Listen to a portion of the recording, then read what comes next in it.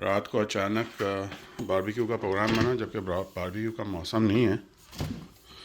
अब चूँकि अचानक प्रोग्राम बना तो ये गोश्त मैरिनेट करके रख दिया और ये चिकन। अब तैयारी शुरू करता हूँ। ये बोटियाँ जो है मैंने सीखों में लगा दी हैं। ये चिकन है, बोनलेस है, चिकन ब्रेस्ट।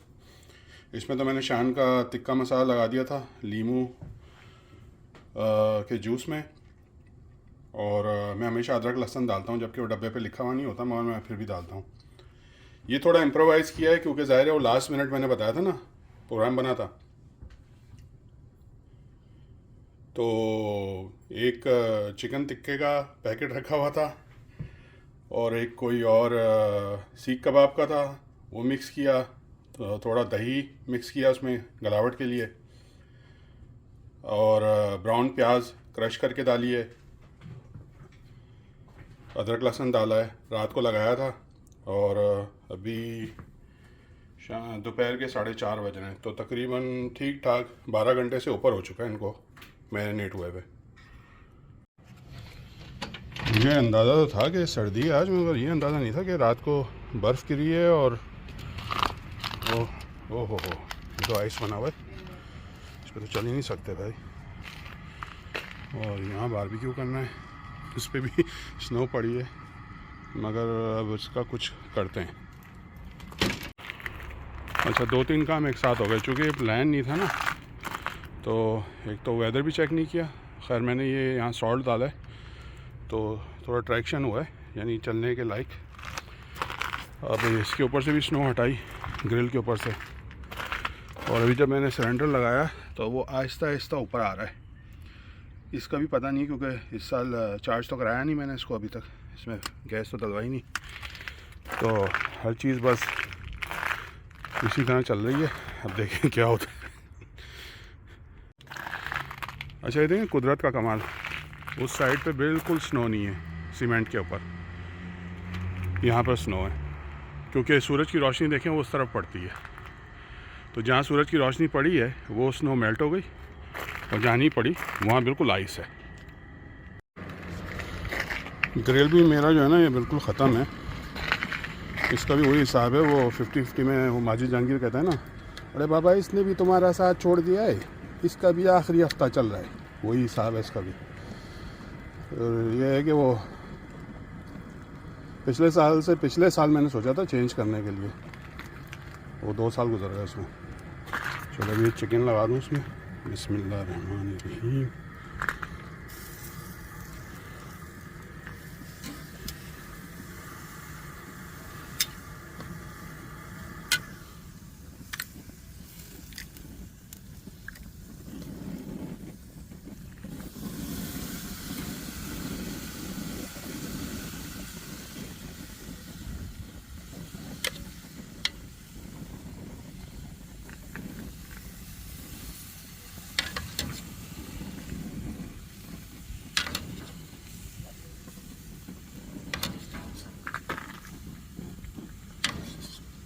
थोड़ा ऊपर से मसाला डाल रहा हूँ उसमें, सही से मैरिनेट हो जाए ना। वैसे तो इसको भी काफ़ी टाइम हो गया, मसाला तो अंदर तक जा ही चुका है।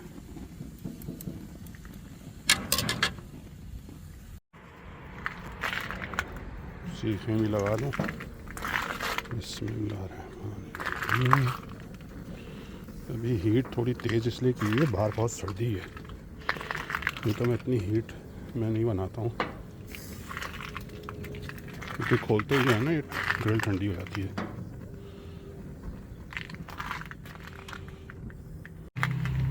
अभी वो मुझे कैमरा इसलिए बंद करना पड़ा कि वो मुझे थोड़ा ना इसको रीअरेंज करना था। ये इस साइड पे जो सीखे हैं ये शॉर्ट हैं, ये वाली लंबी हैं, तो वो थोड़ा रीअरेंजमेंट करना पड़ा मुझे, इसलिए मैंने बंद किया था। तो अब मैं इसको बंद करूँगा और जो है ना थोड़ा इसको लो करूँगा।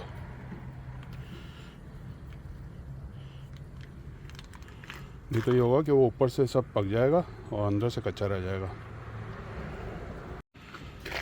ज़रा इसको चेक करते हैं, और चिकन को ना थोड़ा मूव करते हैं ताकि वो ग्रिल से चिपके नहीं।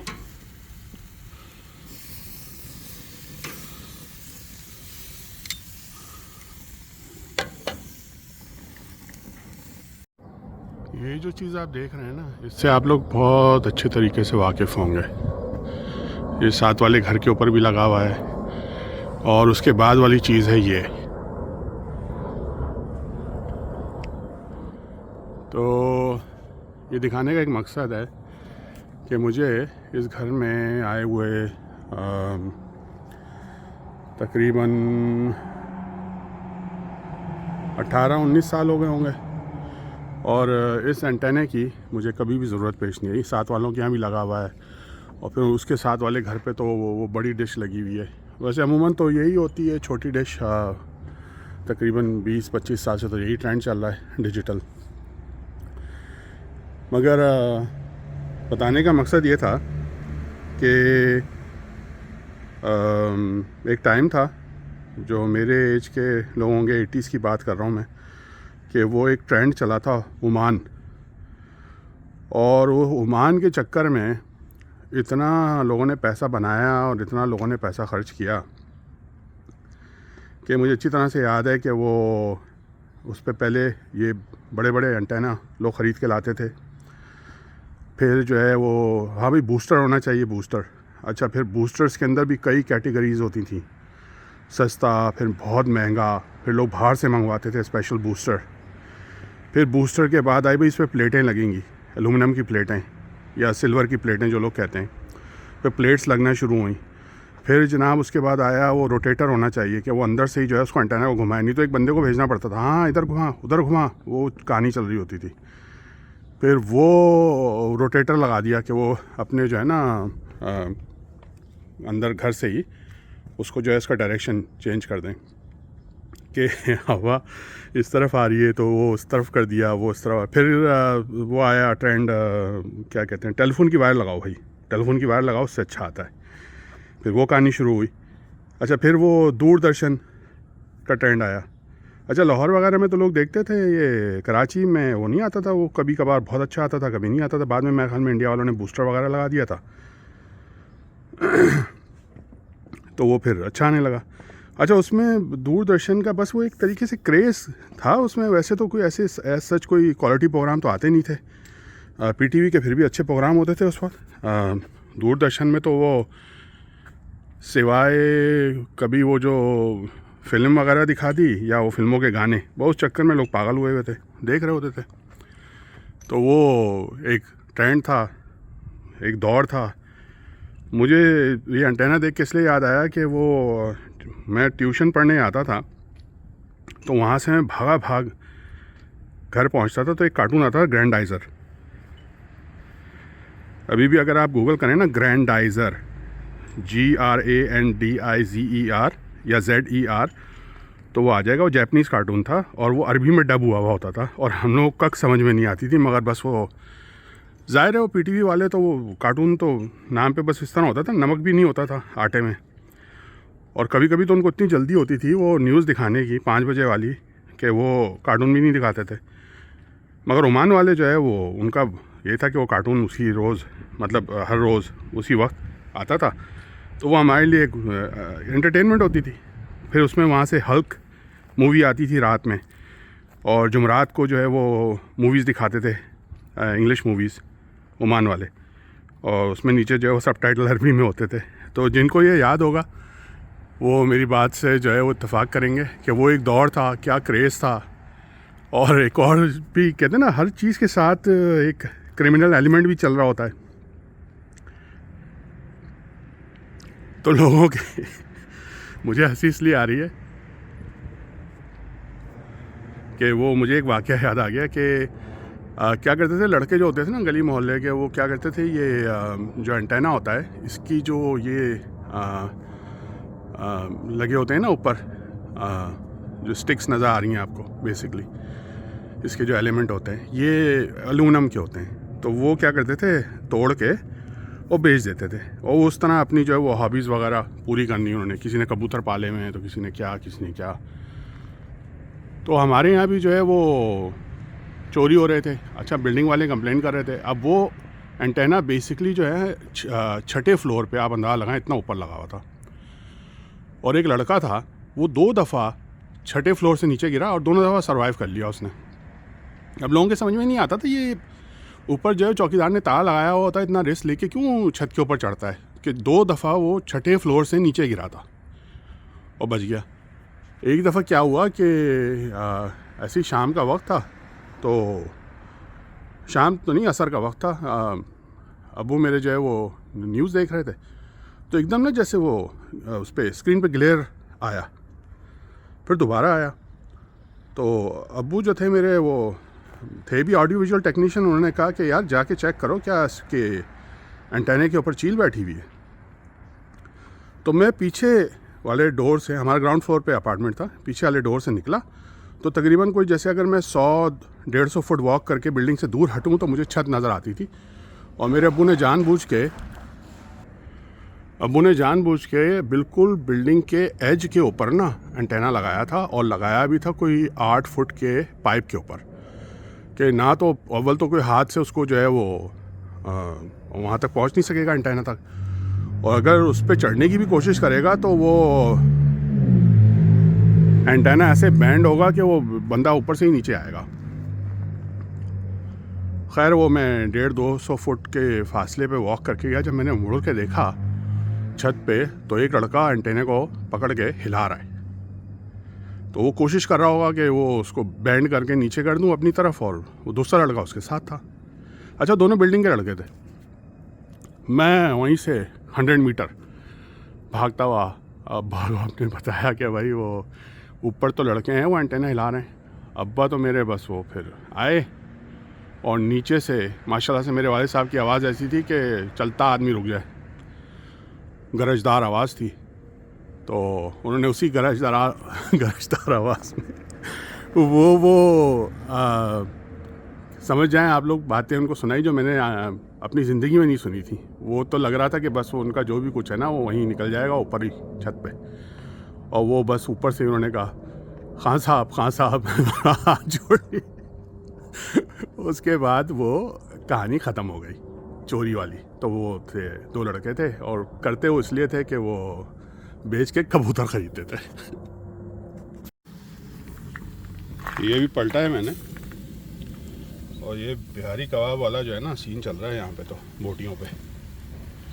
अच्छा, मैंने चिकन पहले रखा था, और वाइफ मेरी कह रही थी कि आप चिकन पहले रख रहे हैं, चिकन जल्दी गल जाएगा। मैंने कहा नहीं, चिकन नहीं पहले गलेगा, ये बोटियाँ ही पहले गलेंगी, क्योंकि इन पे जो है ना दही लगा हुआ है। तो ये वो बिहारी कबाब वाला मामला है इनका। तो वही हुआ, गोश्त अभी तक जो है वो नरम है, बोटियाँ जो है ना ये पहली दफ़ा जो पलटी हैं तो ये आधी पक चुकी हैं।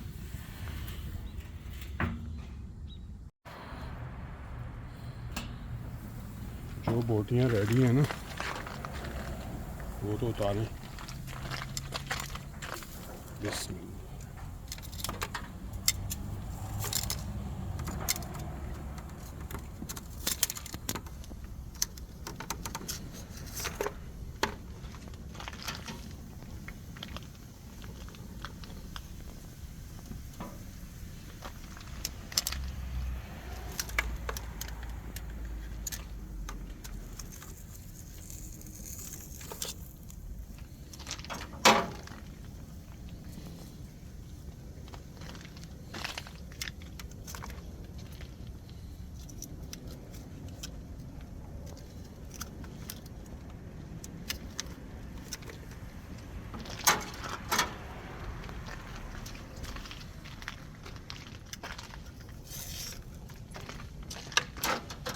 लग रहा है सारा ही काम रेडी है।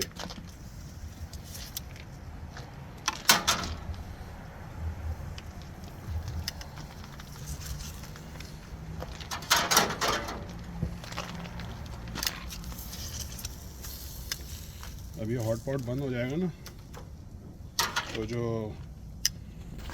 थोड़ा बहुत सख्त भी है वो भी नरम हो जाएगा। अब एक कलर आया है इसके ऊपर, वो घी लगाया था मैंने इस पर, तो इससे एक तो कलर भी आया था, और फिर ये कि घी जब पकता है तो हीट अंदर तक जाती है।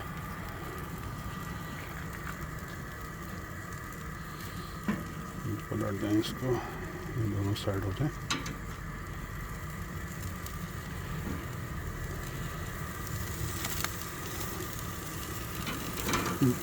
बीफ, मटन या गोट, इसके मुकाबले में जो चिकन है ना, इसको अच्छे तरीके से पकाना होता है, क्योंकि गोश्त के अंदर तक अगर हीट पहुंच जाए, चाहे वो पूरा गला ना हो, अगर अंदर तक हीट पहुंच जाए और उसका पानी जो है ख़त्म हो जाए, तो वो आप खा सकते हैं, आप बीमार नहीं होंगे। गोट भी, मटन भी। चिकन जो है ना, अगर वो ज़रा भी इसमें पानी रह जाए या वो गले ना, तो वो आपको बीमार कर सकता है, क्योंकि चिकन में पैरासाइट्स और जर्म्स वगैरह बहुत ज़्यादा होते हैं, तो इस बात का ध्यान रखें। अच्छा, यहाँ मैं आपको एक टिप भी देता हूँ, क्योंकि घरों में दावत वगैरह होती है तो ऐसा तो होता नहीं है कि टिक्के उतर रहे हों और राइट अवे जो है लोग खाना शुरू कर दें। ऐसा होता भी है, मगर अमूमन ये होता है कि वो बनाए जाते हैं, उसके बाद फिर वो टेबल पर सर्व किए जाते हैं, तो उसमें ठंडे भी आते हैं, ज़ाहिर है। आप अगर एक ऐसा पॉट जिस पर क्या वो ढक्कन हो, जैसे ये है, इस पर ढक्कन है ना, तो चाहे बोटी हो या चिकन हो, इसके अंदर जैसे 1 चम्मच आप घी डाल दें, छोटा चम्मच जो जैसे खाने का चम्मच होता है, वो घी डाल दें और या तेल डाल दें, और उसको बहुत धीमी आंच पर चूल्हे पे रख दें।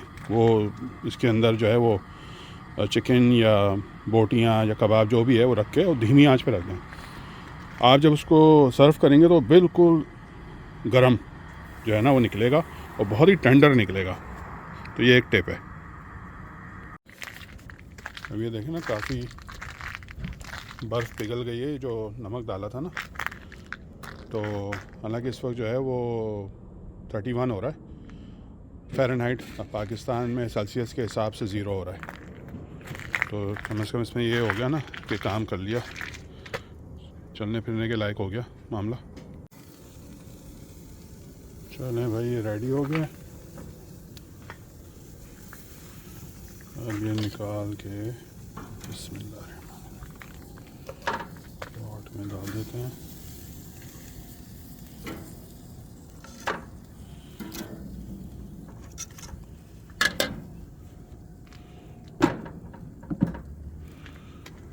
और ये 1 घंटे की कहानी थी। ये एंड रिज़ल्ट है, चिकन टिक्का। चूँकि बोनलेस है इसलिए इसको ये कट कर दिया है। ये बोटी है, ये बीन्स हैं, लोबिया, और ये पोटैटो हैं, आलू। ये सारा कमाल लेडी ऑफ द हाउस का है, बेगम का, उन्होंने बनाया है और डेकोरेशन भी उन्हीं की है। और इसको तो आप जानते ही होंगे।